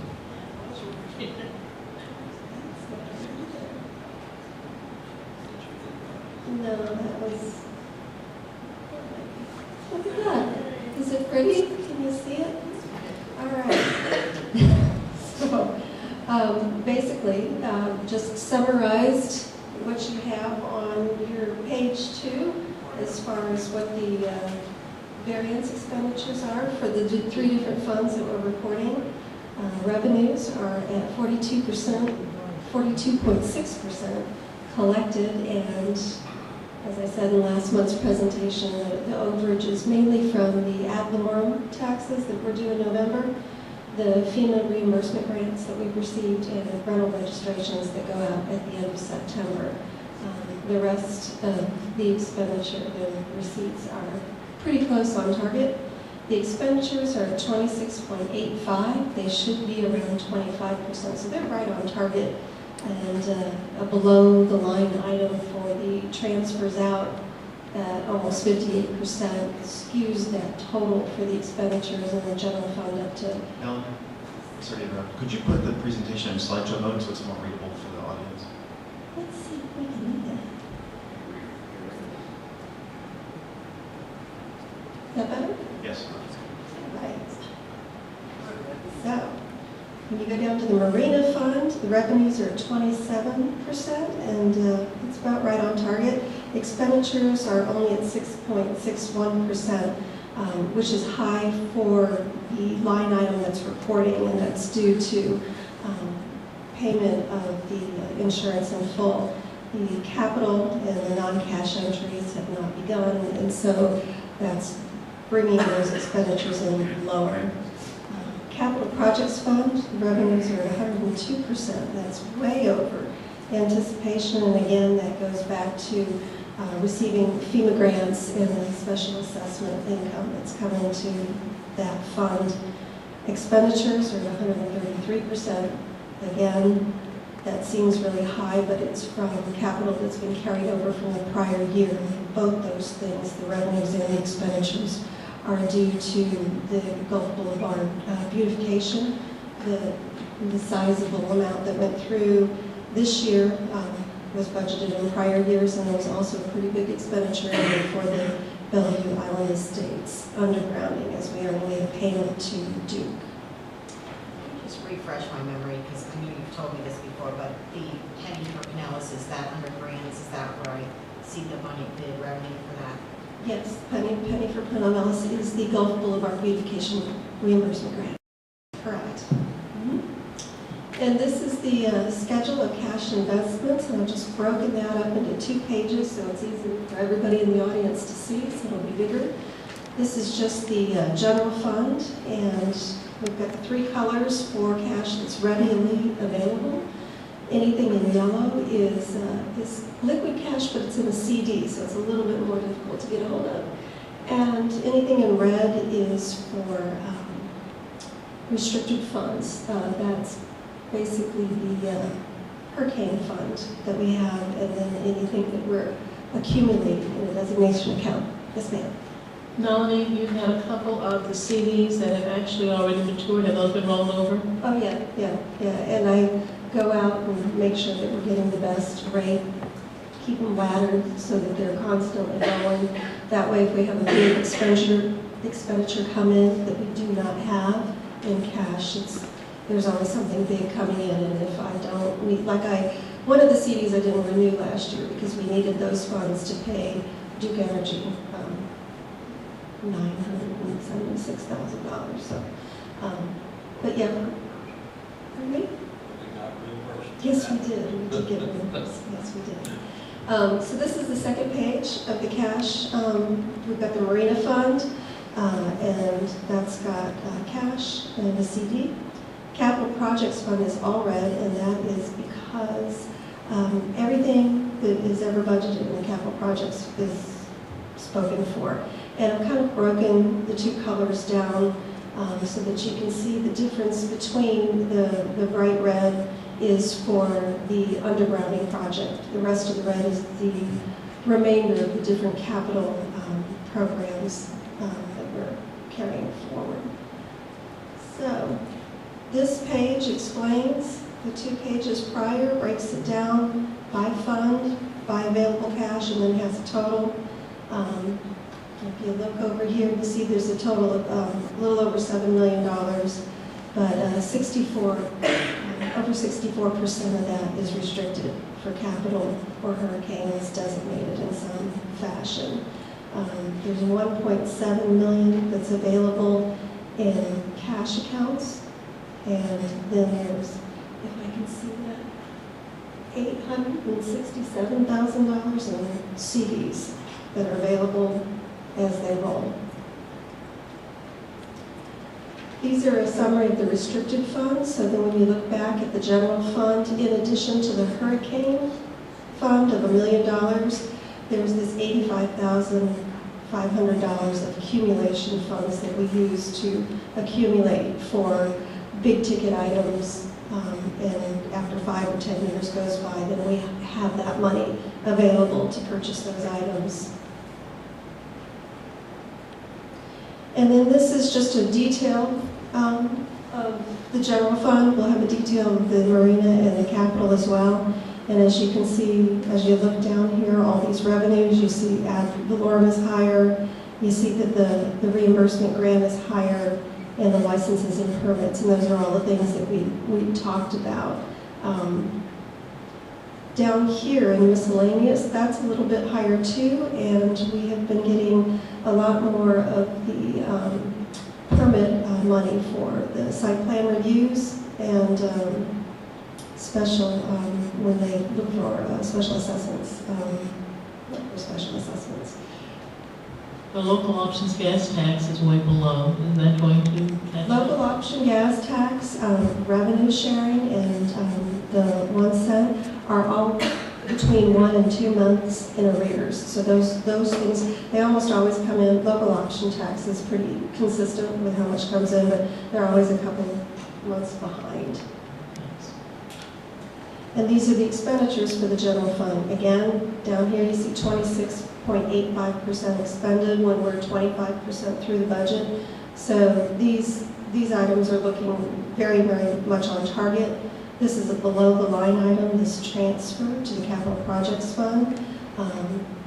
That's the amount that we use to balance the capital projects fund, and we did need to go ahead, and I normally send that at the end of the year, but because we had a big expense for Duke Energy, I went ahead and transferred $400,000 over to those accounts so that we could write that check for the undergrounding. And this basically just details out what we just talked about in the general fund. This is the marina fund, same thing. As you can see, the operating line item is higher than 25%. It's that insurance we talked about. And then all of these other items here have not been expended yet. And I'm not sure how long the city manager is rolling over capital account. But so far we have about, what, 22,500 we're carrying over. So whenever you all come up with your comprehensive plan for what you want to do there at the marina, those are the funds that we're saving for that. And this is the capital projects fund. It looks crazy, I will tell you that. 102% over we've got, 167 for grants, 67 for interest, which is a result of reconfiguring how I had the money broken up for the investments. We were using CDs, and the SBA we had not used for years. It wasn't making any interest, and for some reason it's paying really nice interest now, and it's almost like liquid cash. We can take money in and out of that SBA for projects a lot easier. So we've divvied up money. We've got general fund and capital projects money being invested in the SBA, and that's why our interest is up significantly there. And again, there's that $400,000 that we saw being transferred out of the general fund. Here it is in the capital projects fund. And then down here in expenditures, you're going to see the same thing. These capital improvements, that's for the most part, that's money to Duke Energy for the undergrounding along Gulf Boulevard, for Gulf Boulevard beautification. And then it's another big check to Duke and Spectrum for the preliminary drawings and getting ready to get going on the undergrounding in the Bellevue Island Estates. Again, these things have all been budgeted in prior years out, and that's why it looks so high. But cumulative, when you look at your capital projects, the CIP, it's on target, and we'll look at those capital items on the next couple of pages. This is another page that's in your monthly report that we don't usually talk about, but since I've got it on a nice PowerPoint and it looks pretty, you will. This is the total of expenditures to date and how it's split up. So this big blue section here is capital costs, $1.921 million. But then this $400,000, that's all ALSA capital, because that's money we've transferred from the general fund to the capital projects fund to be able to pay those bills.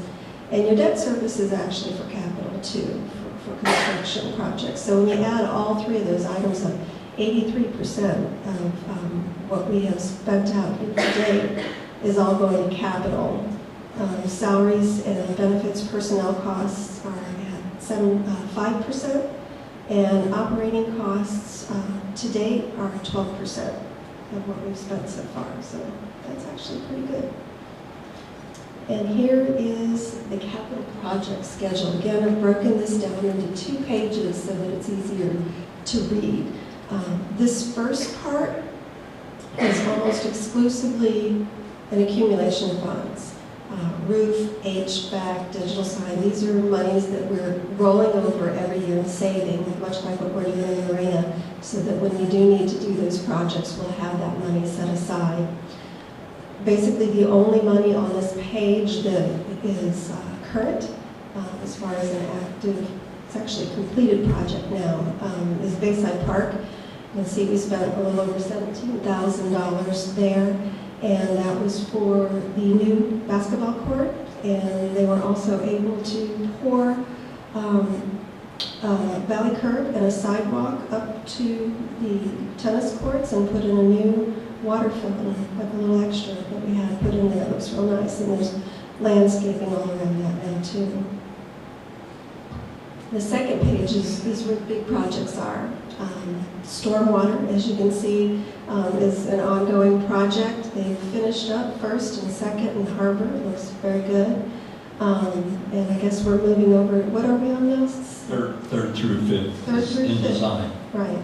So right now you can see what we've carried over, what we've spent so far this year is a little over $206,000, but we've got another $405,000 in the budget, and so we're doing well on that. We're moving forward with that project. We finished the first phase, and we're moving on to the second phase. The street light project is kind of on hold a little bit until everybody decides what they want to do with street lighting. But the seawall repair is actually in progress on Belle Isle. They completed work on Harrison Avenue and the bridge, and as you can see, these last 2 items, both Boulevard and the undergrounding, that's where the big money is. That's the money that you're seeing on those big variances on the capital projects, revenues and expenditures. That's where all the money's at right there. And as you can see in the green column, that's what we have left to spend for those projects through this current fiscal year. And so I just put in a couple of little slides to show you, projects that are underway. Boulevard beautification, completed are the landscape, the islands, the bike racks, the mast on, new entry signs at front, north and south park, as well as the marina. And in progress is the undergrounding of the utility crosswires along Gulf Boulevard. And the utility undergrounding project for Bellevue Island Estates is also underway. This is what the roads look like on 1st and 2nd after the stormwater improvements were made and paved and new valley curbs. So as each of those sections of that project happen, this is what the roads are going to look like, and that's why people are going, why aren't these roads being paved? Because we've got to do the stormwater improvement first before we can pave the road and do the valley curbs. So, and again, there's landscaping that's been done in the parks once that's all been completed. This is what the road used to look like there. So that's all better. These are the underway projects. This is the seawall in Belle Isle, and you can see right here it's in progress and it's starting to look pretty good.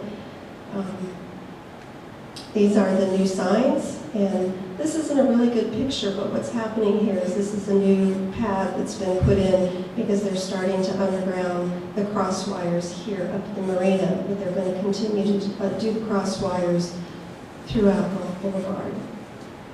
And these are the new seawalls at Harrison Avenue, the new landscaping where the seawalls were, and bridge replacement. These are completed. This is what we were talking about earlier with Bayside Park.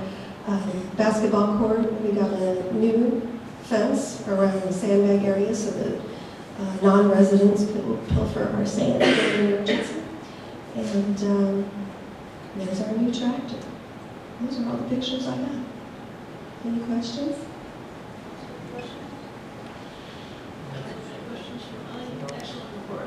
Very nice, thank you. I really like the new format. I like the PowerPoint layout. It's much easier to consume. I'm glad you liked it. It was a nightmare to get it working here before you arrived. Thanks, Mel. Thank you very much.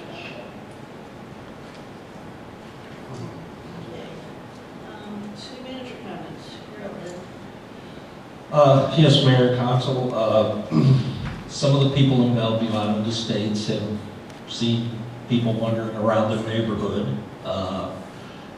Last Thursday, Duke Energy, the consultant Mark Porter, and Duke Energy's project engineer walked several areas in that corridor, looking at the current utility situation to make sure we're all on the same page. I was on vacation and they asked about scheduling, and I said, let's move forward. So they went ahead and did that. There's a couple things that Duke mentioned. We'll get clarified with that individual. As far as location of meters, closeness to some air conditioners that are there, so we may have to relook, but I think it's very manageable. We haven't heard back from Duke on the easement issue yet. I know their lawyers are looking at it, and we're still hopeful that that will get resolved. Tonight, you approved the money for the undergrounding. We may have to look at a second electrician. Don't know that for sure. I just got an email while I was away, and I'll get back to that electrician. But based on what Duke told the electrician, it kind of scared him off a little bit. And I've got some questions after talking to Mark Porter today about what was said, because my understanding of the typical undergrounding to a home is a little bit different than what they're doing on Indian Rocks Beach in the commercial right-of-way, or roadway. So we'll get those clarified. I have asked for a meeting with Mr. Goldman and Mr. Sagani. Mr. Marsh is out of town till, I believe he said the 27th of February, so he's not available for those meetings, but hopefully we'll get that scheduled later this week. So that's kind of an update to date. And if you've got any questions about that, feel free to call, and we'll be glad to answer anything you have. The grant application for 7th Street for the stormwater, we had submitted it about probably 3 to 4 weeks ago. There were some issues with it last week, but we got it taken care of through the internet, or through email and things of that nature. So that's going forward to FEMA, and hopefully we'll get selected. That would be a 50% match of I believe it was $450,000. So, and Kyle worked very hard on that, and he put a good application together. The next application that we're going to be submitting is for Bayside Park. We've got a public meeting tomorrow night. That's part of the grant application point accumulation cycle that you need to do these things. We even made a presentation to the Bel Air Beach Island Garden Club on the project. We've done some surveys with people that have been in the park and asked them to fill out surveys. All of these things are things that you have to do to accumulate points to score very high. But we'll go over that again at the public meeting tomorrow night at 6 o'clock. The Park and Rec Board addressed that, went through the conceptual plan, and recommended going forward. And we had discussed that with them in the previous meeting already, but there again, it's a point situation, so you need to have that as an agenda item minutes to say that you discussed it. First Street, as Melanie said, is complete. All we're waiting for is the as-bills to go through them, which I got today, and I'll be going through them this week and looking at to make sure everything's filled in there. But there's good news in that project also. The number's going to be about $50,000 less, and that's things that, and I attribute a lot of that to the contractor. He didn't damage driveways. He didn't tear up people's irrigation. He was very cognizant of those things that we put in there. And you do that to cover in case you need to fix those things. Well, we didn't have any issue with that. So that's going to help us look at maybe putting some more of these check valves in earlier than our plan. And we did install one on 12th Street. While I was on vacation, they installed it. So we purchased this, it was about $4,000, and that's kind of giving us a heads up on a future project there. So are you saying staff installed it? Yes, staff installed it. And I'll have you some pictures, but there hasn't been any good rain or high tide to make sure it's sealed, so I want, before I go any further, and you know, if we have to adjust it, we'll adjust it, but just to give you an example, to install one of those valves, the valve costs about $4,000 or $5,000 roughly, and the contractor on 2nd Street to put in it was a 15-inch valve, was $17,000. So that public works staff, and that was Brady and Brunel. We're down in the water, and at low tide, of course, they were scuba diving. They put that in, and you know, it probably cost us $200 or $300 in supplies. So we're going to keep looking at those projects, and I want to thank them for that, and I think it's a good thing. You know, so we're going to do a couple more of those but I want to wait until I make sure everything works with it. I want them comfortable with it. Of course, Belle Isle, the stormwater project there is complete. It came in at about $10,000 under budget, which is another good thing. And I think that's the seawall Melanie talked about. She had some nice pictures. Very nice. She must have been out taking pictures while I was gone, see if we were really working. But you know, I think the staff is doing a really good job and trying to save the city money where it can. So thank you. Just a point that I had mentioned earlier, the seawall work there on Belle Isle, they really need a real silt. Yeah, not just that. We're going to take care of that. Yes. Lynn, how many additional check valves are still needed? Well, we have 7th Street is kind of hard to go ahead and put that in because we need to take the pipe out. So that's really a project we won't do ahead of time. There's 2 or 3 on 3rd, 4th, and 5th. There's another one on 13th that we need to look at, and another one on 18th. And then 9th Street is a big project because it involves cedar, palm, and spruce, their piping, and the piping that goes to the southfall.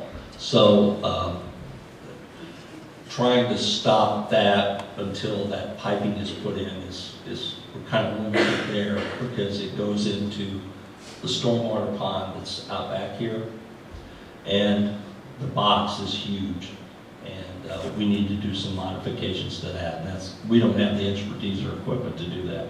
But where we can put the check valves in, I'm trying to get ahead of that by purchasing them directly, which saves us money because if a contractor buys it, and let's say it costs $5,000. Jody, what would you do for a $5,000 contract? Okay, so she's gonna charge me another $10,000, you know, or whatever it is. Okay, $2,000.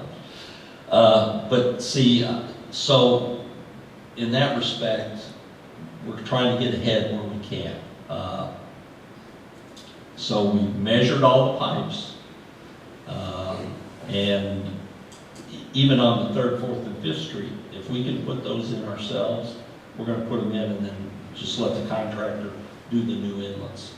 You know, if you've been down on 1st and 2nd, you'll see that we've changed the inlets to the gray type that catches debris, which is a good thing, as opposed to the caps that are on most of the streets.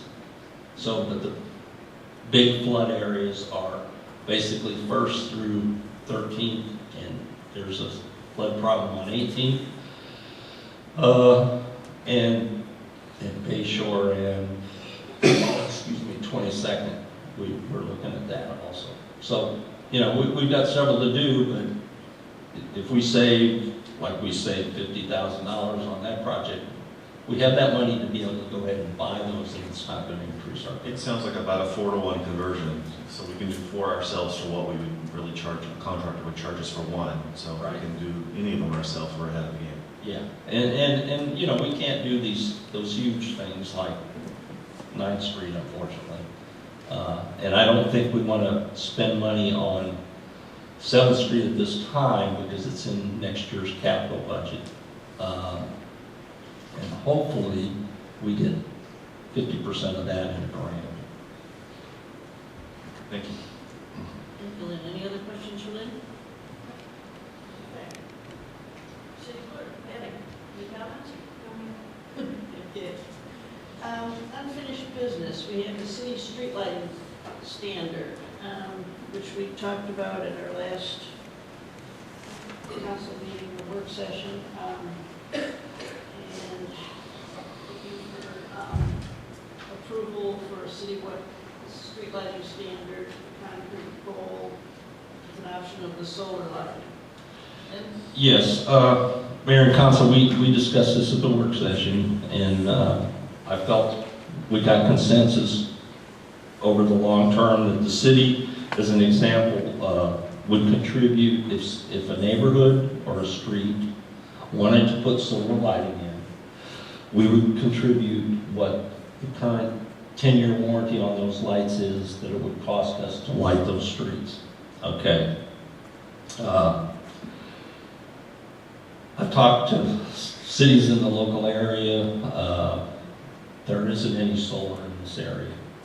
And I did not talk to any major installation of Clearwater lights that are over 5 or 10 poles. Miami's very interested in this, and they put up a couple poles, but it's a money issue.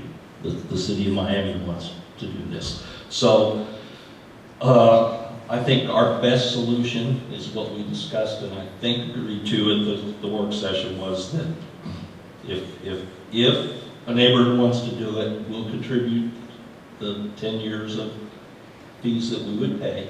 If the neighborhood wants to pay the difference, and we will take over maintenance of them as soon as they're installed. I did speak to Mr. Goldman and Mr. Saganik about that as far as Bellevue Estates Island, and I think they were okay with that difference.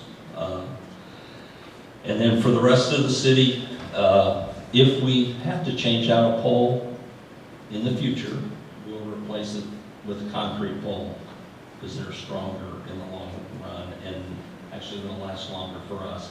And the other issue is we can even look at undergrounding those because that pole has weight, the concrete pole has weight, just like on Belle Isle, to put the cable in the middle of it. You know, as an aside, for some of these black hole areas, this may be a quick hitter alternative to solving those problems without laying cable or whatever, lay a pin, and then those become spares or whatever. Right. At that time. That's a good point. just the one comment about the streets on, lights on Belle Isle, or at the Causeway here.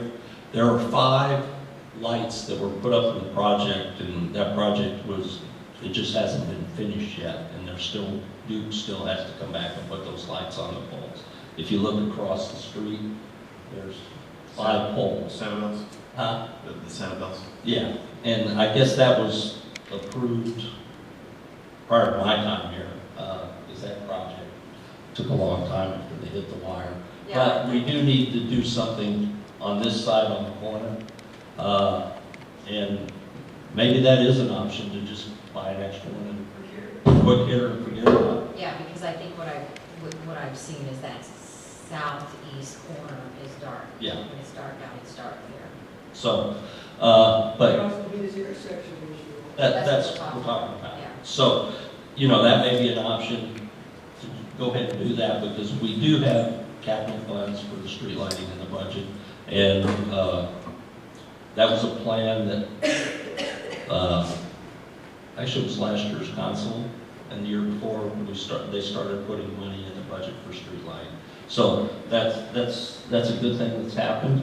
So all I'm doing is clarifying what our future is going to be based on the work session that we agreed to.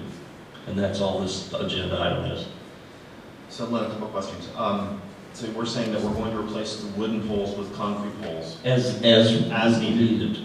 And then the next question is are we buying the poles, or are these rental poles from Duke? No, they would still be rental poles. They only cost us like, I think it's $12.72 okay. a month. But the replacement would basically be we're setting the standard for the pole, but we're not buying the pole. Right. And then the residents have the option of if the pole is to be replaced, the street or the area has the option of replacing that with solar.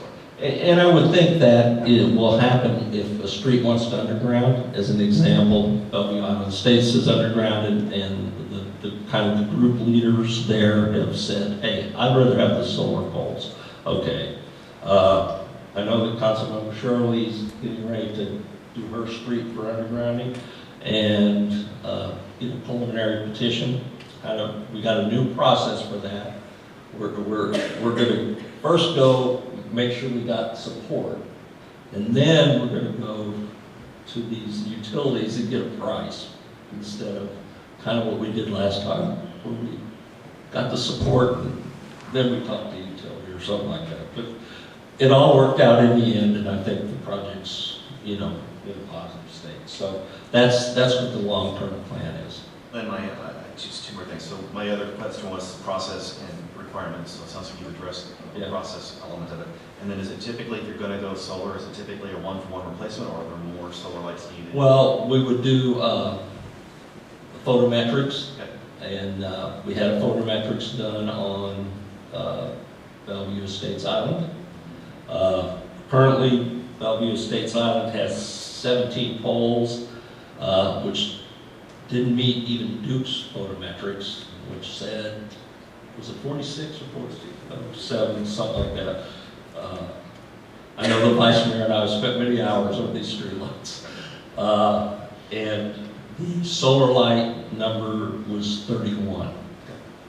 So we would do and it didn't cost us anything to do those photometrics. So that's another good thing.